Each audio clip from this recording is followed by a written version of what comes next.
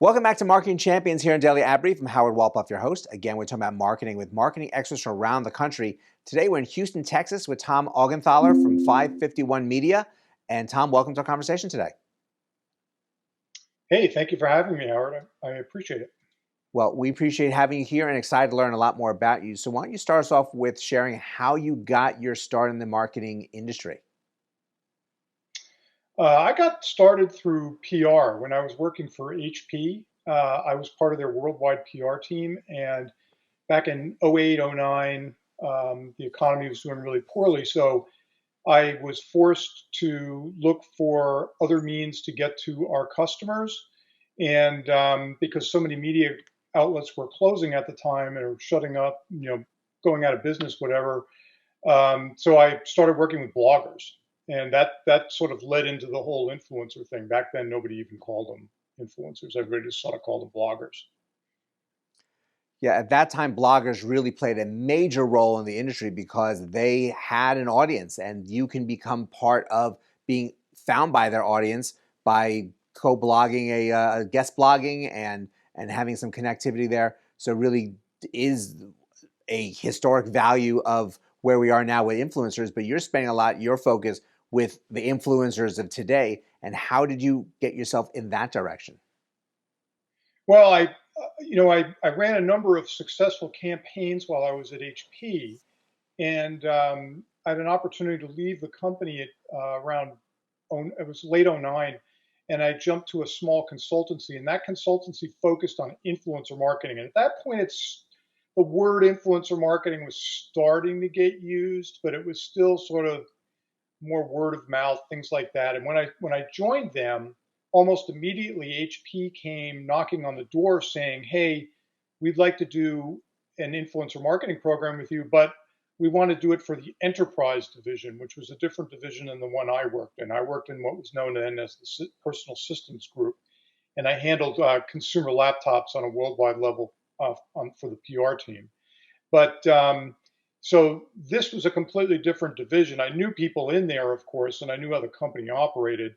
So what had to go about doing was setting up, designing an influencer marketing program for a division which I knew a little bit about, but not a lot. And we kind of just started from there, and it mushroomed. So different business units within the division started coming to us for help.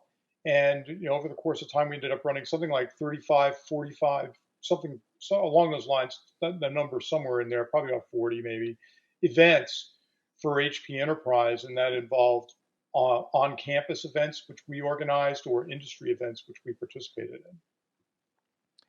Now, things are very different now, and that was a great way to get your feet wet within this influencer uh, part of the industry, which at 2009 really was on the early stages.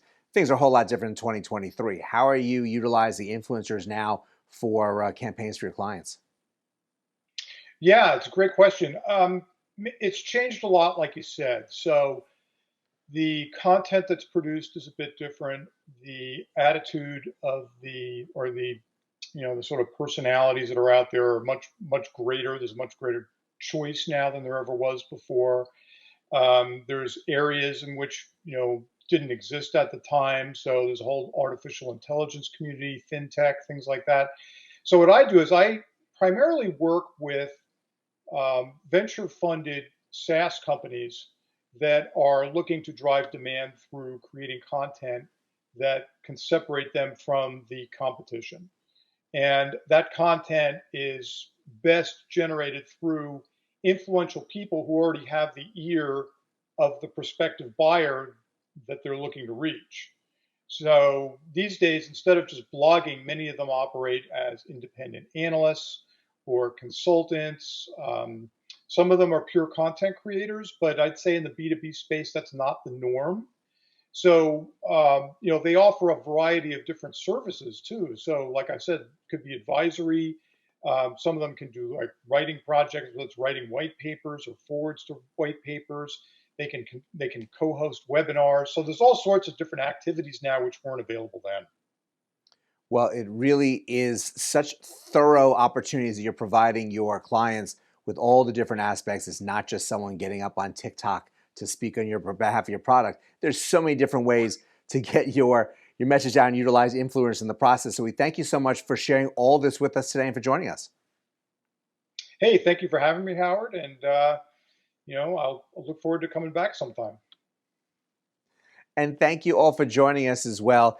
Influencer marketing is such a big part of the industry right now. Having that right person to help, having the right entity to help get your message out to a broader audience, to share their audience in the process, is so valuable to the way people are marketing these days. There's a lot of information about Tom here on Daily Ad Read, so please check that out. But go ahead, have a great rest of today, and we'll see you next time on Marketing Champions.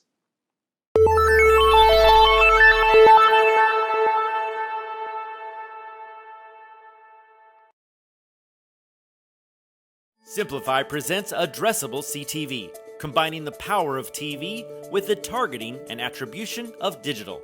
Simplify's Addressable CTV delivers massive reach with the ability to scale without sacrificing precision. TV buyers can generate incremental reach with household-level targeting, frequency controls, reporting, and insights. To learn more about Simplify's Addressable CTV and what it can do for your clients, visit simply.fi.